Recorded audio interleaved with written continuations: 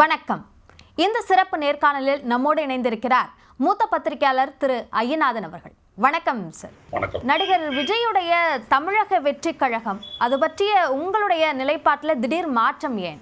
மாற்றம் காட்டணும்னா அந்த கட்சியினுடைய செயல்பாட்டில் ஏற்பட்ட மாற்றம். நான் ரொம்ப விரும்பி அந்த கட்சியை ஆதரவளித்தேன். ஏன்னா அவ்வளோ பெரிய மக்கள் கூட்டம், அந்த ரசிகர்களை எல்லாம் அரசியல் பயப்படுத்தியது, தமிழ்நாட்டினுடைய நலனுக்காக அவர் வெளியிட்ட அந்த கொள்கைகள் எல்லாமே எனக்கு ரொம்ப பிடிச்சிருந்தது. சரி, இப்படி ஒரு கட்சி தேவை, அதுவும் இன்றைய காலகட்டத்துக்கு அவசியம் அப்படின்னு நான் நினச்சேன். அதனால் சப்போர்ட் பண்ண ஆரம்பித்தேன். தொடர்ந்து நான் பேசிக்கிட்டே வந்தேன் அவங்களுக்கு ஆதரவாக தான். ஆனால் அந்த அமைப்புக்கு அவங்க ஆட்களை தேர்ந்தெடுத்து அவர் நியமனம் செஞ்ச விடைய எனக்கு ஒரு பெரிய கசப்பை ஏற்படுத்திருச்சு. என்ன காரணம்னா, ஒன்று, அந்த கட்சியை ஏற்கனவே ரொம்ப நாளாகவே தொடக்கத்திலிருந்து ஒரு தேர்தல் வியூக வகுப்பாளர் ஒருத்தர் அதை நடத்திக்கிட்டு இருக்காரு. அறிக்கை கொடுக்கறது, அந்த கட்சியினுடைய நிலைப்பாட்டை சொல்றதெல்லாம் அவர் தான். அதுவே மிகப்பெரிய அளவிற்கு குழப்பத்தை மக்கள் மத்தியில ஏற்படுத்திச்சு. உங்களுக்கு எல்லாம் கூட தெரியும். பெரியாரை ஒரு கொள்கையை முன்னோடியா அறிவிச்சு அவங்க சொன்ன போது அந்த பெரியாருக்கு எதிராக சீமான் எல்லாம் கடுமையான ஒரு அவதூறை பேசும்போது விஜய் கிட்ட ஒரு ரியாக்ஷன் வந்திருக்கணுமே, ஏன் வரல அப்படின்னோம்னா, இந்த ரியாக்ஷன் கொடுக்க வேண்டிய இடத்துல எல்லாம் இருக்கிறவர் பார்த்தீங்கன்னா அந்த தேர்தல் வகுப்பாளர் தான், தேர்தல் வியூக வகுப்பாளர் தான். ஸோ அவர் கொடுக்கலன்னு எதுவுமே வரல.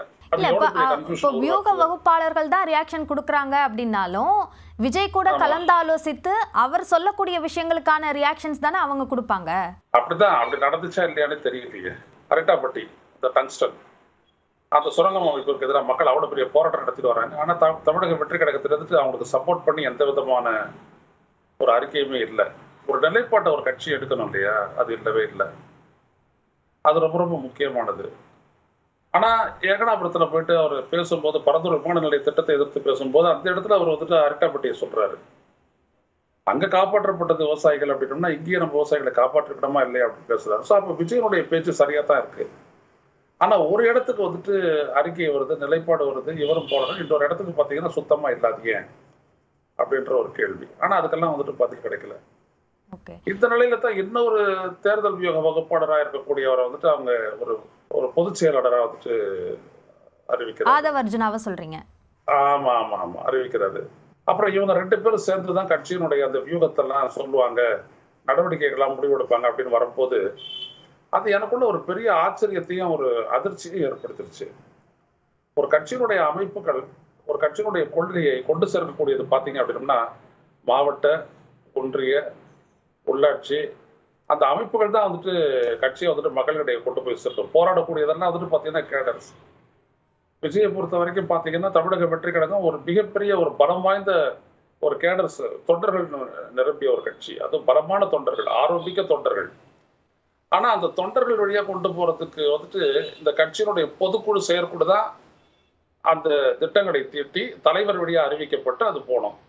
ஆனா இவங்க சொல்றதுதான் அவங்க செய்ய போறாங்க அப்படின்னோம்னா இந்த கட்சியினுடைய அந்த போக்கு, அந்த செயல்பாடு எப்படி இருக்கும் கொஞ்சம் யோசிச்சு பாருங்களேன். எந்த கட்சியாவது அந்த மாதிரி இருக்கா?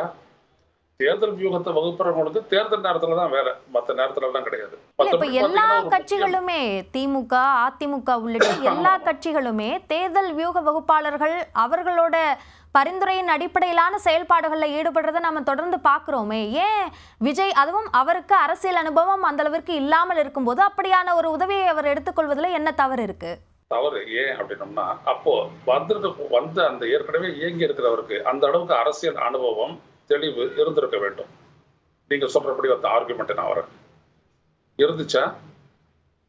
இருந்துச்சுன்னா ஏன் பெரியாருக்கோ டங்ஸ்டனுக்கோ எந்த அறிக்கையும் வரல? இப்போ கூட கடலூர் மாவட்டத்துல ஒரு கிராமத்துல 120 ஏக்கர் நிலத்தை அப்படியே முந்திரி தோட்டங்கள் எல்லாம் அப்படியே நொறுக்கி தூக்கி போட்டாங்க. ஒரு ரியாக்ஷன் வரவே இல்லையே. ஏன் வரல? ஒரு இவ்வளவு பெரிய அரசியல் கட்சி, 26ல் ஆட்சியை பிடிக்கணும்னு நினைக்கக்கூடிய ஒரு அரசியல் கட்சி இதுக்கெல்லாம் ரியாக்ட் பண்ணணுமா இல்லையா? ஏன் ரியாக்ட் பண்ண மாட்டேங்குது? அப்ப அந்த குறை எங்க இருக்குது? அந்த பெரியார் விவகாரத்திற்கு அப்படியான ஒரு பதில் வராததற்கு காரணம் இந்த மாதிரியான எல்லா விஷயங்களுக்குமே பதில் சொல்ல வேண்டாம் அல்லது தனி மனித தாக்குதலில் ஈடுபட வேண்டாம் என்ற ஒரு காரணம் இருக்கிறதா தாவேகா தரப்பு பிரதிநிதிகள் சொல்றாங்க. அது காரணமா அல்லது சீமான் கூட கூட்டணி போறதுக்கான வாய்ப்பு இருக்கு என்பதனால அவருக்கு ஒரு கடுமையான எதிர்வினை ஆற்ற வேண்டாம் அப்படின்ற நிலைப்பாட்டு எடுக்கிறாங்களா? அது எவ்வளவு தப்பா போகும் நல்லா யோசிக்க. நீங்க யாரும் உங்களுடைய கொள்கையை முன்னோடியா வழிகாட்டியா வைக்கிறீங்களோ அவரை காம்ப்ரமைஸ் பண்ணுவீங்களா கூட்டணிக்காக? ரெண்டாவது விஷயம், தனி மனித தாக்குதல் வேண்டாம்னு சொல்றீங்க. நீங்க சீமான தாக்குறீங்க, அது வேற. நீங்க பெரியாரை டிஃபெண்ட் பண்ணணுமா இல்லையா?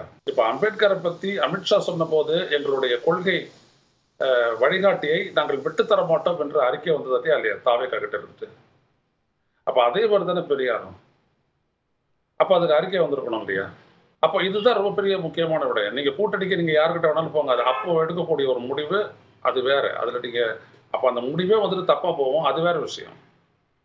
ஆனா எந்த இடத்துல நீங்க உங்களுடைய அடிப்படை கொள்கைகளை நீங்க சமரசம் பண்ணிட்ட உடனே அப்புறம் என்ன உங்களுக்கு ஒரு கட்சி?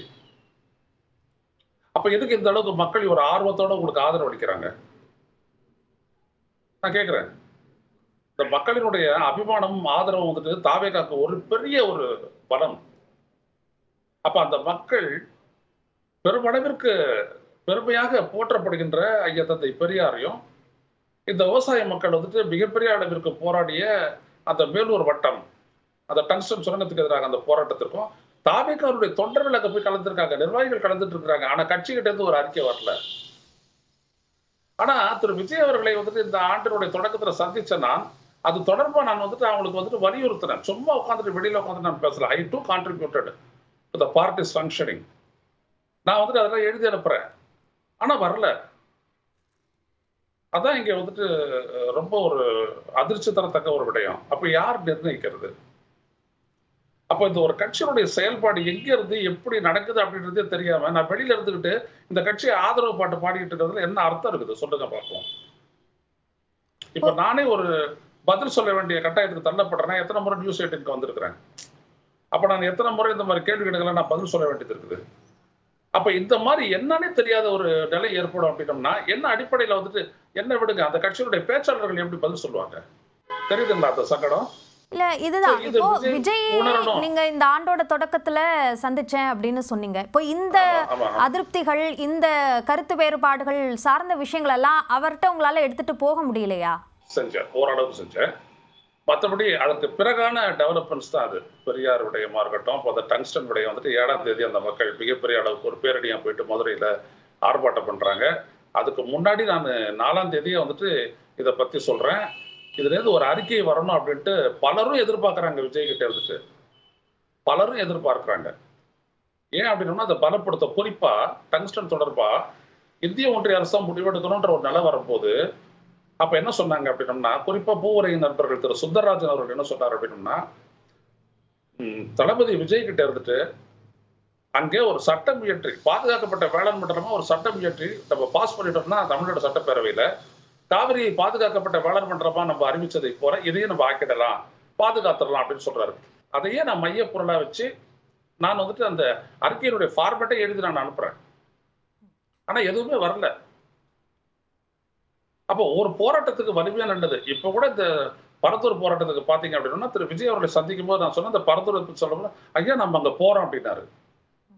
14ஆம் தேதி நானு, கல்வியாளர் ஒரு பேராசிரியர் ஜோசப், அப்புறம் தாவேகா கட்சியை சேர்ந்த ஒரு முக்கியமான ஊடக பேச்சாளர் வந்துட்டு திரு ஜெகதீஸ்வரன் 3 பேர் அங்க போய் அவங்களோட பேசணும். பொங்கல் அட்டைக்கு பேசிட்டு வந்து 2வது நாள் பர்மிஷன் போடுறாங்க. 20ஆம் தேதி பர்மிஷன் கிடைக்குது. உடனே விஜய் அங்க போய் நிக்கிறாரு. அது எவ்வளவு பெரிய அழுத்தத்தை கொடுத்துச்சு பாருங்க, எவ்வளவு பெரிய ஆதரவு அந்த மக்களுக்கு கொடுத்துச்சு பாருங்க. இது டங்ஸ்டனுக்கும் அங்க நிகழ்ந்திருந்தா எவ்வளவு பெரிய இப்ப இந்த நடந்ததே முன்னாடி நடந்திருக்கும், தாவேகாக்கும் ஒரு பேர் கிடைச்சிருக்கும், மக்களுடைய அந்த ஆதரவு மேலும் பெருகி இருக்கும் இல்லையா? ஏன் அந்த வாய்ப்பை விட்டாங்க? அப்ப அதே மாதிரி பெரியாரை பத்தி பேசும்போது இது ரொம்ப முக்கியத்துவம் வாய்ந்தது. தாவேகாவை பொறுத்த வரைக்கும் தமிழக வெற்றி கழகம் வந்துட்டு இது வரைக்கும் அதிமுக கூட இல்ல, திமுகவுக்கு பிற்பாடு ஐயா தந்தை பெரியாருடைய கொள்கையை, அண்ணல் அம்பேத்கருடைய அந்த கொள்கைகளை தூக்கி பிடித்த அழுத்தம் திருத்தமான ஒரு கொள்கை அடித்தளம் கொண்ட இயக்கமாக மலர்ந்ததே தமிழக வெற்றி கழகம் தான். அதனுடைய பலம் அது.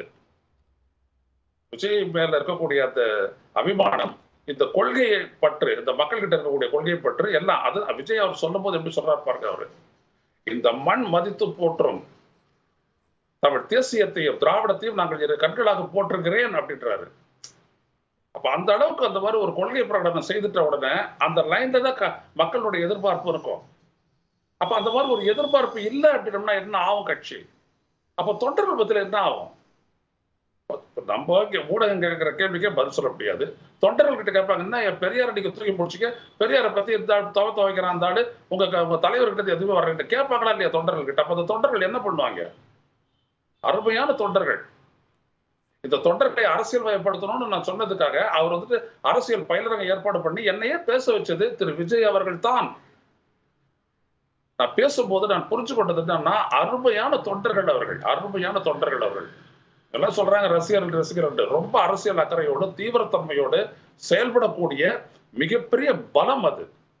இன்னைக்கு தமிழ்நாட்டில் இருக்கக்கூடிய மிகப்பெரிய ஒரு கேடர் பேஸ்ட் ஸ்ட்ராங் பார்ட்டி தமிழக வெற்றி கழகம். அப்படியேப்பட்ட ஒரு கட்சி. அந்த தொண்டர்கள் என்ன பண்ணுவாங்க? நீங்க ஒரு நிலைப்பாடு எடுத்து நீங்க ஒரு விளக்கத்தை தான் அதன் மீது பேசுவாங்க, கூட்டம் போட்டு கூட பேசலாம்.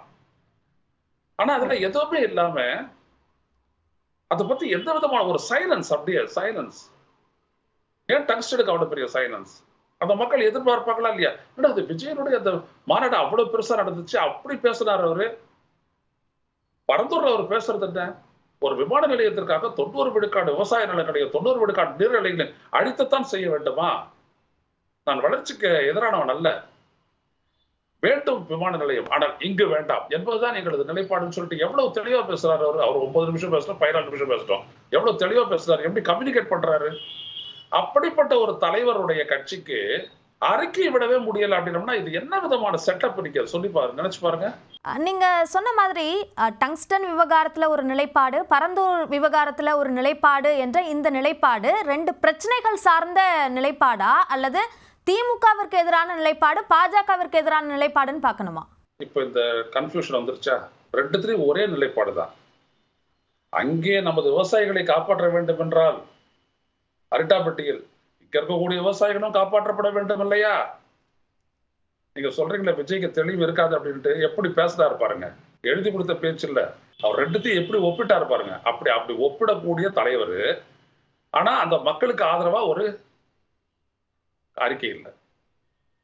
இப்ப எப்படி புரிஞ்சுக்கிறது? தமிழக அரசுன்னா விஜய் பேசுவாரு, தாவேகா பேசுவார், ரியாக்ட் பண்ணும். இந்திய ஒன்றிய அரசு விடயம் அப்படின்னோம்னா இது மோதாது, அமைதி காக்கும் அப்படின்னு முடிவு எடுத்துக்கலாமா? இப்ப இந்த கேள்வியை வந்துட்டு நாங்க உங்களுடைய விவாதத்துக்கு வரும்போது கேட்டா நான் என்னன்னு பதில் சொல்லுவேன்? சொல்லுங்க. பரவாயில்ல ஐயநாதன் அவர்களே, நீங்கள் நன்றாக பூசி மொழிகிறீர்கள் அப்படின்னு உங்க நெறியாளர் நீங்களே சொல்லிட்டு போயிடுவீங்க. அது எவ்வளவு பெரிய கட்சிக்கு எவ்வளவு பெரிய அவப்பெயர் ஏற்படும் நினைச்சு பாருங்க நீங்க. ஆனா நீங்க சொல்றீங்க இப்ப தொண்டர்கள் கேட்க மாட்டாங்களா, மக்கள் கேட்க மாட்டாங்களா அப்படின்னு. தொண்டர்களும் சரி அல்லது இப்போதைக்கு பேச்சாளர்களாக வெளியில் பேசக்கூடியவர்களும் சரி அது சார்ந்த அதிருப்திகள் எதையும் வெளியில காமிக்கலையே. இல்ல காட்டுறாங்க, நல்லாவே காட்டுறாங்க. அது அது பெருசா ஊடகத்துல யாரும் அவங்க பேசல. அதனாலதான் நான் இதை எடுத்தனே.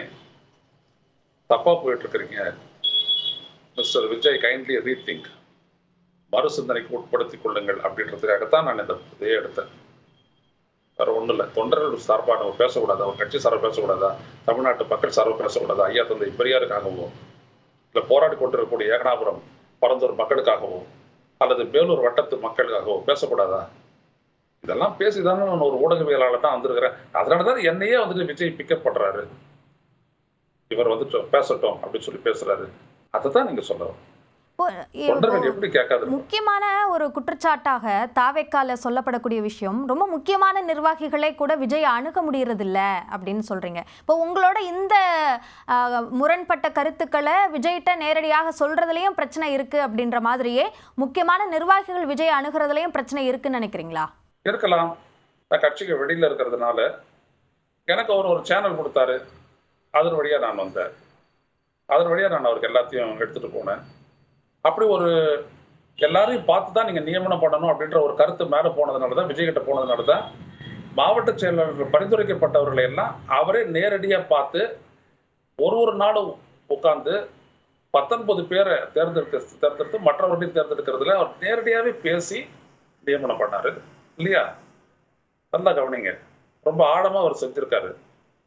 அப்போ அவர்கிட்ட ஒரு செய்தி போச்சு அப்படின்னோம்னா அக்கறையோடும் பொறுப்புணர்வோடும் அவர் செயல்படுகிறார். இதுல இருவேறுபட்ட கருத்தே இல்லை. ஆனா இந்த பொறுப்புகளை ஒப்படைக்கப்பட்டவர்கள் அந்த கட்சிக்கு உரிய அவருடைய இயக்கத்திற்கு அடிப்படையான வேலைகளை செய்யவில்லை. அது ஏராளமான கேள்விகளை எதிர்கேள்விகளை எழுப்புகிறது. அப்போ விஜய் தவறு செய்யல, இந்த வியூக வகுப்பாளர்களாக சொல்லப்படக்கூடிய 2 பேர் மேலதான் இந்த சிக்கல் இருக்கு, அவர்களோட நுழைவுக்கு பிறகுதான் சிக்கல் இருக்குன்னு நினைக்கிறீங்களா? இல்ல, ஒருத்தர் மேலதான். இப்பதானே அவர் ஆதவர்ஜுனா வந்தாரு, ஒரு ஆள் தான் அதுக்கு முன்னாடி. இப்போ வரைக்கும் அவர் தான். ஆதவர்ஜுனா என்ன வந்து அவர் ஒன்றும் கிடையாது. அவர் என்ன செயல்பட போறாரு, அவர் எப்படி செயல்பட போறாரு அப்படின்றதுல எனக்கு தெரியாது. எனக்கு என்ன அப்படின்னம்னா, முதல்ல ஒரு கட்சியினுடைய இயக்கம் வந்துட்டு கட்சியுடைய அமைப்புகள் கிட்ட போகணுன்ற. யோக வகுப்பாளர் யார் கட்சியை நடத்துறதுக்குன்ற? அது பெரிய கன்ஃபியூஷனை ஏற்படுத்தும். அவங்க என்னன்னோ சொல்லுவாங்க வியூக வகுப்பாளர். எந்த வியூக வகுப்பாளர் சொல்லி எந்த கட்சி ஜெயிச்சிருக்குது? என்கிட்ட எல்லாம் அதெல்லாம் யாரும் ஏமாத்தலாம் முடியாது. இப்போ பிரசாந்த் கிஷோர் இருந்து நடந்த போட போற திமுக ஆட்சிக்கு வந்ததா சொல்லுங்க? அப்ப அந்த கட்சின்றது பேஸ்டா?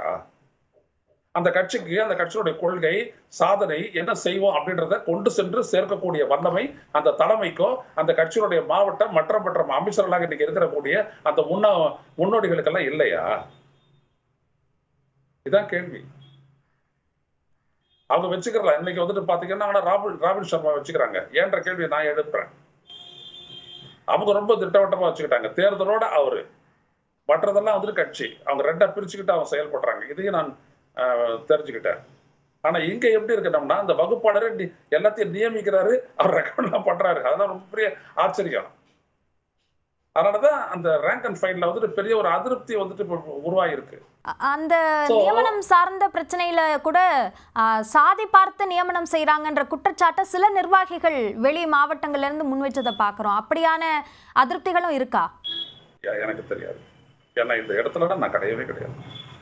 நான் வந்துட்டு திரு விஜய் அவர்களை சந்திக்கும் போது நான் முழுக்க நான் டிஸ்கஸ் பண்ணது இஷ்யூ பேஸ்டு பாலிடிக்ஸ், சிக்கல் சார்ந்த அரசியல். என்னென்ன சிக்கலை நாம் எதிர்கொள்கிறோம், அந்த சிக்கல்களுடைய தன்மை என்ன, நாம் எடுக்க வேண்டிய நிலைப்பாடு என்ன அப்படின்றதெல்லாம் பேசணும். ரொம்ப கவனத்தோடையும், அது ஒரு நல்ல இன்டராக்ஷன், நல்ல கவனத்தோட கேட்டுக்கிட்டாரு அவரு. எனவே சரியா இருக்குதாங்க. பட் மற்ற இடங்கள் எல்லாம் அது இல்லை. அதனால இப்படிப்பட்ட பிரச்சனைகள் வரலாம்.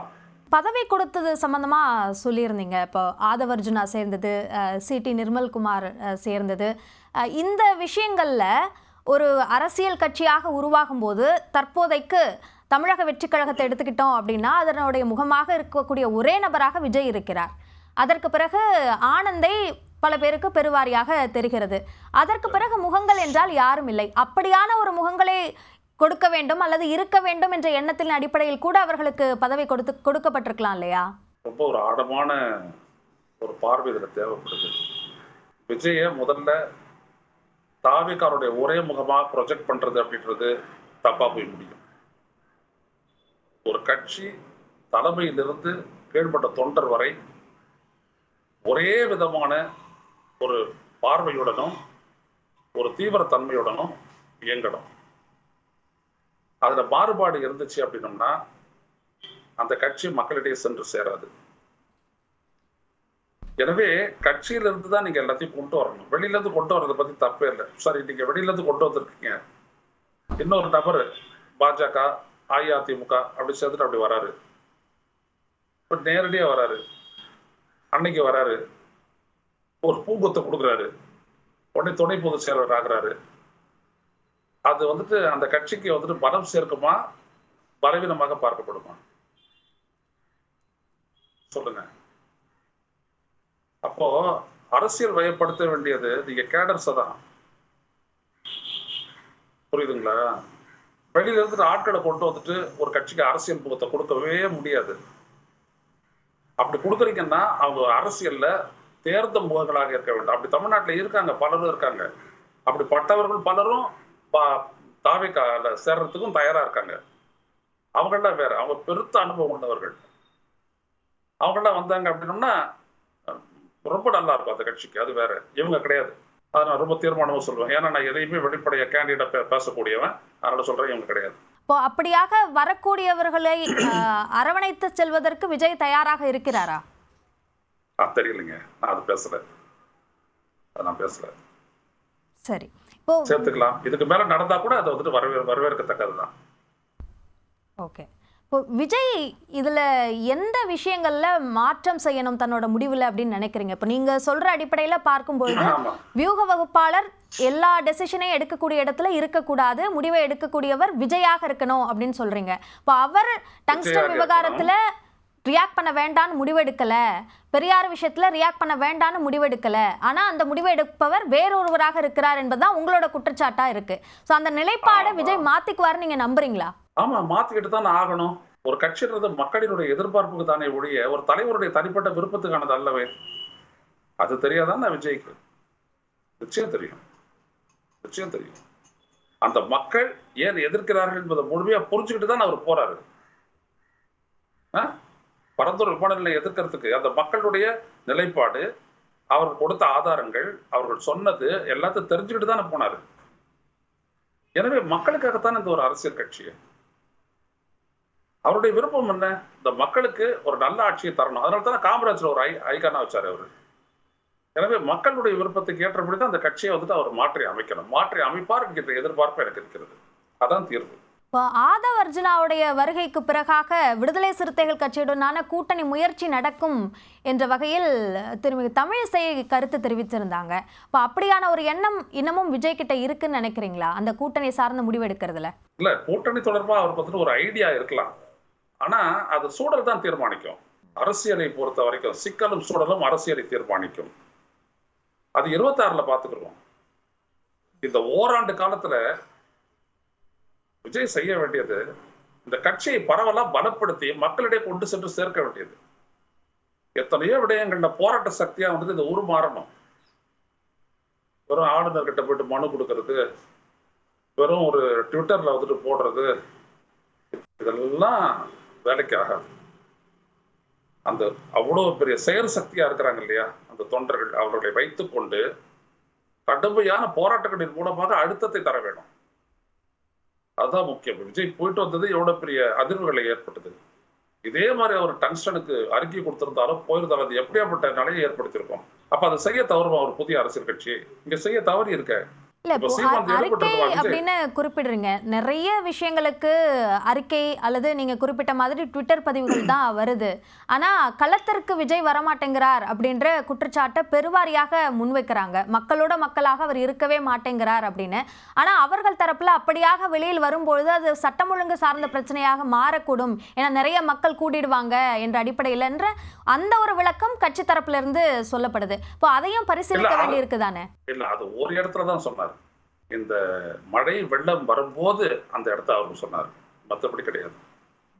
முழுமையா களத்துக்கு நான் ஒரு பரந்தூர்ல பேசும்போது என்ன சொன்னார்? எனது கள அரசியலை இங்கிருந்துதான் உங்களுடைய மண்ணை தொட்டு வணங்கித்தான் ஆரம்பிக்கிறேன்னு சொன்னாரா இல்லையா? எனவே அது இந்த மாசத்திலேயே அவர் தொடங்கலாம், இல்லாட்டி அடுத்த மார்ச்ல வந்துட்டு அவர் தொடங்கிட போறாரு. அதுல ஒண்ணு ஏற்பட்ட கருத்து இல்லை, செய்ய போறாரு. ஆனா அந்த பயணம் வெற்றிகரமா இருக்கிறதுக்கு வந்துட்டு கட்சியில வந்துட்டு தெளிவு வேணும். கட்சி தொண்டர்களுக்கும் தலைவர்களுக்கும் வந்துட்டு பிணைப்பு வேணும். அவங்களை இயக்கி செயல்படுத்தணும். அப்பதான் இவர் போற இடத்துல வந்துட்டு கட்சி பலப்படும், அவர்கள் செயலாற்றுவார்கள். இது ரொம்ப ரொம்ப முக்கியம். ஆனா செயலுக்கு அடிப்படையாக இருக்கக்கூடிய தலைவரின் குரல், அவருடைய அறிக்கையின் மூலமா வெளிப்படக்கூடிய அந்த குரல் இங்க வந்துட்டு சைலண்டா இருக்குது. திமுக அதிமுக இந்த ரெண்டு கட்சிகள்கிட்டையுமே ஒரு மிகப்பெரிய பலமாக இருக்கிறது அந்த கட்சியோட கட்டமைப்பு தான். அப்படியான ஒரு கட்டமைப்பு அதற்கு பிறகாக தோற்றுவிக்கப்பட்ட எந்த கட்சியாலையும் உருவாக்க முடியல. தேமுதிக ஓரளவு உருவாக்குனாங்க, அதுவும் இந்த இரண்டு கட்சிகளுக்கு ஈக்குவலா இல்லை அப்படின்ற கருத்தும் கூட மூத்த பத்திரிகையாளர்களால் சொல்லப்படுது. அப்படி இருக்கும்போது அதை சாத்தியப்படுத்த முடியும்னு நினைக்கிறீங்களா? இப்போ உயர்மட்டத்தில் இருக்கிற மாவட்ட செயலாளர்கள் நியமனத்திலே இவ்வளவு அதிருப்திகள் உருவாகுதே. இவர்கள் 2 பேர் மட்டும் சொன்னீங்க. நான் முக்கியமான ஒரு கட்சி அதுக்கு உதாரணமாக சொல்லணும்னா விடுதலை சிறுத்தைகள் கட்சி அமைப்பு ரீதியாக அவர் பலப்படுத்தினார். அதனுடைய விளைவுதான் பொது தொகுதியிலிருந்து விடுதலை சிறுத்தைகளுடைய கட்சியினுடைய சட்டமன்ற உறுப்பினர்கள் இன்னைக்கு இருக்கிறாங்க. அவர் கூடுதலா ஒரு மக்களவை தொகுதியை கேட்டதும் அதுக்காகத்தான். பொது தொகுதியில நின்று விடுதலை சிறுத்தைகள் ஜெயிப்பார்கள், அந்த அளவுக்கு இந்த மக்களிடையே அவர்களுக்கு வந்துட்டு ஆதரவு இருக்கிறது அப்படின்றத நிரூபிக்கிறதுக்காக தான் அவர் 3வது தொகுதியை கேட்டார். அது யாரும் எந்த பர்சன் ஸ்பெசிபிக்லாம் கிடையாது. அவரோட நான் பேசினேன். மிகப்பெரிய அளவிற்கு கட்டமைப்பை பலப்படுத்தி இருக்கக்கூடிய ஒரு கட்சி என்றால் சரியாக இயங்கக்கூடியவர்கள். இன்னைக்கு போயிட்டு சொன்னார்னா நாளைக்கு எந்த ஒரு மாவட்ட தலைநகர்லயும் 1000 to 2000 பேர் திரண்டு ஒரு ஆர்ப்பாட்டத்தில் ஈடுபடுவாங்க விடுதலை சிறுத்தைகள். இவங்கெல்லாம் ஆட்சியில் இருந்தவங்க, இவங்க வேற. ஆனா அவங்க இவிஎம்க்கு எதிராக அவர் நடத்திய போராட்டங்களை நீங்க எடுத்துக்கங்க. ஒரே கட்சி தமிழ்நாட்டில் விடுதலை சிறுத்தைகள் கட்சி, ஒரே தலைவன் திருமாவளவன். அப்படி பண்ணார் அவரு. தமிழ்நாடு முழுவதும் நடத்தினார் இவிஎம்க்கு எதிராக. வேற யாரும் நடத்தல. அப்படியாப்பட்ட ஒரு ஜனநாயகவாதி அவரு. அவரை பின்பற்றலாமே, கேட்கலாமே எப்படி எல்லாம் பண்றது அப்படின்ட்டு. ஒவ்வொரு கிராமத்திலையும் இருக்குங்க, கொடி மட்டும் பறக்கல. அங்கெல்லாம் வந்து விடுதலை சிறுத்தைகளுக்கு ஒரு கட்டமைப்பு இருக்குங்க. அவங்க ஒரு போஸ்டர் ஒட்டினாங்கன்னா 20 பேரோட பேர் குறைஞ்சபட்சம் இருக்குது அதுல. அந்த மாதிரி இதுல பண்ண முடியாதான்னு, இல்ல பண்ண தெரிஞ்சவங்க தான் இல்லையா? தாராள ரசிகர் மன்ற அமைப்பு ஏற்படுத்துறீங்கல்ல, ஒரு கட்சி ஆயிட்ட உடனே அதுக்கு எவ்வளவு பேர் வந்து சேர்றாங்க. அப்ப அவங்கள வச்சு கடை டெவலப் பண்ணிட்டு போலாமே. இப்பயும் கீழ்மட்ட நிலையில கூட பணியாற்றுவதற்கும் அதற்கான கட்டமைப்புகளும் உருவாக்கப்பட்டிருக்கு அப்படின்னு சொல்றாங்க தாவேகா தரப்புல இருந்து. ஆமா, உண்மைதான் ஏற்பட்டிருக்குது. பலப்படுத்தணும்ன்ற நான் அந்த பலம் எப்ப படும்னா தலைவரும் தொண்டர்களுக்கும் அந்த இன்டராக்ஷன், அவர்களுக்குள்ள அந்த உறவு எல்லா இடத்துலயும் இருக்கும் போதுதான். சும்மா ஒரு பார்வைக்கு மட்டும் விஜய் தெரிஞ்சா போறாது. அவர் பேசணும், அவருடைய அறிக்கை வரணும். இப்ப எப்படி ஒரு மாவட்ட செயலாளர் மாவட்ட அமைப்பு போறதுக்கு அவர் பேசினாரு அந்த மாதிரி. ஆனா இதெல்லாம் களத்துல இறங்கும்போது அதை அவர் சரி பண்ணிடுவாரு அப்படின்னு தான் நான் நினைக்கிறேன். அதான் நடக்கும். இந்த குற்றச்சாட்டுகள் திரு ஐயநாதன் முன்வைக்கிறதுக்கான காரணம் அவர் எதிர்பார்த்த பதவி கொடுக்கப்படல என்ற குற்றச்சாட்டை தாவேகா தரப்புல இருந்து சிலர் சொல்றாங்க. அதற்கு உங்களோட பதில் என்ன? இப்படியாப்பட்ட ஒரு கட்சியில பதவி வச்சுட்டு என்ன பண்ணுவீங்க? ஒண்ணுமே பண்ண முடியாது. ஒரு கட்சி, ஒரு பதவி எதற்காக உருவாக்கப்படுகிறது, அதனுடைய பொறுப்புகள் என்ன, பவர்ஸ் என்ன அப்படின்றது தீர்மானிக்காம இயங்குது ஒரு கட்சி. அந்த கட்சியில நீங்க வச்சுக்கிட்டா பதவி வைக்க கட்டினா. இப்ப இந்த கட்சிக்கு வெளியில இருக்கிற நான் நிறைய கான்ட்ரிபியூட் பண்ணிருக்கேன், திரு விஜய் அவர்களுக்கு தெரியும். அது ஒரு பிரச்சனையே கிடையாது. எனக்கு தேவை மக்களுக்கான ஒரு கட்சி, அவ்வளவுதான். இப்ப நான் வந்துட்டு சொல்லிட்டேன், நான் இதுக்கு மேல ஆதரவா பேச மாட்டேன்றது, அவ்வளவுதான். ஆனா அரசியல் ரீதியா வரும்போது கேள்வி கேட்டா அப்ப மட்டும் நான் பேசாத இருக்க முடியும். இல்ல சார் நான் ஒதுங்கிட்டேன் சார் அப்படி நான் சொல்ல முடியுமா என்னால? சொல்லுங்க. அப்படிலாம் இருக்க முடியாது. அவர் பொதுநிலையில இருக்கிறவன் தானே, நான் ஒரு அரசியல் செயல்பாட்டாளனே தானே நானு, இல்லையா? வெறும் பத்திரிகையாளர் மட்டும் இல்லையே, செயல்பாட்டாளர் தானே. அதனால எனக்கு எப்போதுமே ஸ்கோப் இருக்குது செயல்படுறதுக்கு. அதை பத்தி எனக்கு ஒரு பிரச்சனையும் இல்லை. நான் இந்த கட்சியை பலப்படுத்தணும்ன்ற நோக்கத்துக்காக இதனுடைய ஆதரவாளர் தான் வந்தவன். புரியுதுங்களா? பலப்படுத்த முடியும் என்ற நம்பிக்கை இல்லாமல் போனதுனாலதான் ஆதரவு இல்லைன்ற ஒரு நிலைப்பாட்டை எடுத்திருக்கீங்களா? அர்த்தம் இல்லைன்ற முடிவுக்கு வந்துட்டேன். நீங்க நான் எல்லாத்தையும் வச்சிருக்கேன். மேபி உங்களோட ஸ்டுடியோக்கு வரும்போது நான் காட்டுறேன். எல்லாம் தேதி வாரியா இருக்கு, என்னென்ன பண்ணிருக்கேன், என்னென்ன கொடுத்துருக்குறோம் அப்படின்றது. அவர் ஒரு ஓப்பன் மைண்டடா இருக்காரு. ஆனா அவர் யாருக்கிட்ட பொறுப்பை கொடுத்துருக்காங்க, அவங்க ஒரு க்ளோஸ்டு மைண்டடா, அவங்களுக்குள்ள ஒரு எஜெண்டா இருக்குது போல, அது நடத்திட்டு இருக்காங்க. இது ரொம்ப ஆபத்தா முடியும் அந்த கட்சிக்கு. இதுதான் எனது விஜய் அவர்களுக்கு நான் சொல்லக்கூடிய விடயம். அதுல இருந்துட்டு அவர் மாற்று சிந்தனைக்கு வரணும். வந்துட்டு இதை எப்படி பண்ணலாம் அப்படின்றத அவர் பார்க்கணும்.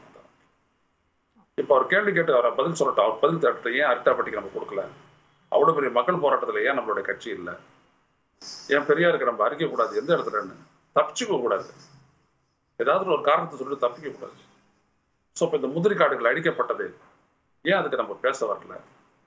ஒரு தலைவர் தான் பேசணுன்றது இல்லை, ஒரு கட்சி. அது ஒரு கட்சியோட எந்த அங்கமும் வந்துட்டு அதுக்கு வந்துட்டு பண்ணலாம். பொசியானது கிட்ட இருந்து தான் வந்துட்டு அந்த அறிக்கை வந்துச்சு, அதிமுகவோட கூட்டணி இல்லை அப்படின்றது. புரியுதுங்களா? இந்த வியூக வகுப்பாளருக்கு எனக்கு ஏற்பட்ட முரணே அங்கதான் அப்படின்னு சொல்றாங்க. அது வேற கதை. ஏன்னா எடப்பாடி பழனிசாமி வந்துட்டு முதல்வர் ஆக்கிறதுக்கு ஒன்றும் விஜய் கட்சி ஆரம்பிக்கல. விஜய் முதல்வர் ஆக்கிறதுக்கு ஒன்றும் அதிமுக நடத்திட்டு எடப்பாடி பழனிசாமி. அப்புறம் இவங்களுக்குள்ள எப்படி கூட்டணி வருன்ற கேள்வியை கேட்டுதான் நான் முடிச்சேன். அப்புறம் மறுநாள் அவங்களே சொன்னேன் இல்லை அப்படின்ட்டு. ஸோ தட்ஸ் நாட் த வே. ஒரு கட்சி மக்களுடைய விருப்பம், மக்களுடைய யோகபித்த ஆதரவு மூலமா தான் அது வந்துட்டு உரிய பலத்தை, தகுதியை பெற முடியும் தேர்தல் அரசியல்ல. நீங்க வந்துட்டு இந்த ஸ்ட்ராட்டஜி எல்லாம் போட்டுக்கிட்டுலாம் வந்துட்டு மக்களுடைய ஆதரவெல்லாம் பெறவே முடியாது. ஆனா இன்னமும் விஜய் அடித்தளம். தன்னோட கூட்டணிக்கு வர்றதுக்கான வாய்ப்பு இருக்கு என்ற ஒரு நம்பிக்கையில் அதிமுக இருக்குன்ற மாதிரியான கருத்துக்கள் சொல்லப்படுது அதிமுக தரப்புல. எதனால அப்படி அந்த எண்ணம் வருது? நீட்டை பொறுத்த வரைக்கும் பாருங்க, ஜூலைல அவர் வந்துட்டு ஜூன் மாசம் இந்த அவர் நீட்டை பத்தி பேசும்பொழுது தமிழக அரசு நிறைவேற்றிய அந்த சட்ட வரைவை வந்துட்டு ஆதரிச்சு பேசுறாரு. விஜய் பேசுறாரு. அது வந்துட்டு மத்திய அரசு தான் பண்ணணும். போயிடுச்சு, இங்க இருந்து போயிடுச்சு. தமிழ்நாடு சட்டமன்றத்தினுடைய ஏகோபித்த தீர்மானத்தின் மூலமா அது போயிடுச்சு. ஆனா அது அங்க கிடப்புல இருக்குது. இப்ப திடீர்னு சொல்றாங்க, எத்தனை காலம் தான் ஏமாற்றுவார் இந்த நாட்டிலேன்னு ஒரு அறிக்கை வருது தமிழக அரசு தாக்கி. தெரிஞ்சே இது வருது. இப்ப இந்த முரண் எந்த கட்சியிலாவது இருக்கா? அந்த மாதிரி நிலைப்பாடுகள்ல அங்க ஆதரிச்சாச்சு தமிழக அரசுடைய நிலைப்பாடு. பின்னாடி கொடுக்குற அறிக்கையில பாத்தீங்கன்னா எத்தனை காலம் தான் ஏமாற்றுவார் அப்படின்னா என்ன அர்த்தம்? இது ஏடிஎம்கேனுடைய லைன். இது அதை இவங்க பேசுறாங்க. அப்ப என்ன அர்த்தம்? மக்கள் இப்படிதான் புரிஞ்சுக்குவாங்க. நீங்க கேள்வி கேட்டதுக்கு அதுதான் அடிப்படை. இப்படிதான் வருது. அப்படி முரண்படக்கூடாது, தெளிவா இருக்கணும். அப்போ ஒரு கட்சி அமைப்பு செஞ்சது அப்படின்னோம்னா அது தெளிவா இருக்கும். ஏற்கனவே தலைவர் என்ன பேசியிருக்கிறாரு, நம்ம என்ன சொல்லியிருக்கிறோம், செயற்குழு கூட்டத்துல என்ன தீர்மானம் நிறைவேற்றி இருக்கிறோம் அப்படின்றத பார்க்காமலேயே சடனா ஒரு அறிக்கை வருதுன்னா எதுக்காக வருது பாருங்க. இதுதான் தன்னோட லைன், அதிமுக லைனை எடுக்கணும் என்பதற்காகவே அப்படியான ஒரு அறிக்கை வெளியிடப்பட்டிருக்கலாம் இல்லையா? அது எவ்வளவு தப்பானது. அதிகார பகிர்வை அரசமைப்பு ரீதியாக செய்து கல்வியை தம் மாநில பட்டியலுக்கு கொண்டு வர வேண்டும் என்று தெளிவாக பேசிய தாவேகா தலைமை அதற்கு பிறகு இப்படி முரண்பட்டு பேசுமா? பேசினா அது அரசியலா? அது எடுபடுமா? அது மதிக்கப்படுமா? நான் இதெல்லாம் அபிநயாக்கு பேசல. அபிநயாவுடைய முகத்தை பார்த்துக்கிட்டு திரு விஜய் அவர்களுக்கு சொல்றேன். அது சரியா வருமா? கிடையாது, தப்பு. கொள்கை சார்ந்தும் தன்னுடைய முடிவுகள் சார்ந்தும் பல்வேறு தெளிவுகளை திரு விஜய் பெற வேண்டி இருக்கு அப்படின்றது உங்களுடைய கருத்தாக இருக்கு. அதனால தான் இந்த நிலைப்பாட்டை எடுத்திருக்கேன் என்ற விளக்கத்தையும் கொடுத்திருக்கீங்க. இவ்வளவு நேரம் எங்களோடு இணைந்து உங்களுடைய கருத்துக்களை பகிர்ந்து கொண்டமைக்கு நன்றி திரு ஐயநாதன். இந்த தொலைக்காட்சியின் மூலமா நான் பேச வந்ததுக்கு காரணம், இந்த தொலைக்காட்சியில நான் நிறைய ரெப்ரசன்ட் பண்ணியிருக்கிறேன். ஆமா, தமிழக வெற்றி கழகத்தை. அதனால இந்த தொலைக்காட்சியினுடைய இந்த கோரிக்கையை தட்ட முடியாமல் உங்களோட பேசுறேன். அந்த வாய்ப்பை கொடுத்ததுக்கு உங்களுக்கு நான் நன்றி தெரிவித்துக் கொள்கிறேன். நன்றி. நன்றி சார்.